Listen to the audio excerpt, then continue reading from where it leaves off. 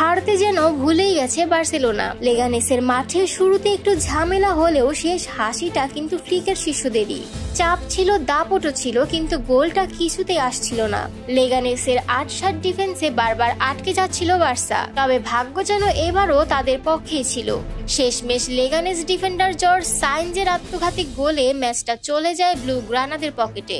এই জয়ের মধ্য দিয়ে হান্সি ফ্লিকের বার্সেলোনা এখন টানা ২৪ ম্যাচ অপরাজিত।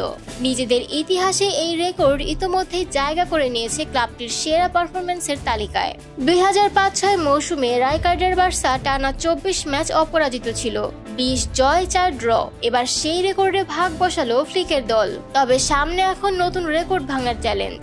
রাইনাস মিশেলেসের সেই কিংবদন্তি ১৯৭৩-৭৪ সালের দল টানা ২৭ ম্যাচ অপরাজিত ছিল, সেটাও এখন হাতের নাগালে।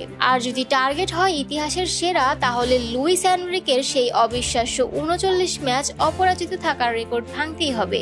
এই রেকর্ড ছুঁতে হলে এখনো দরকার ১৬টি জয়। তার মানে এই মৌসুমের বাকি ম্যাচগুলো তো বটেই, পরের মৌসুমের শুরুতেও ফ্লিক বাহিনীকে ধরে রাখতে হবে জয়ের ধারাটা।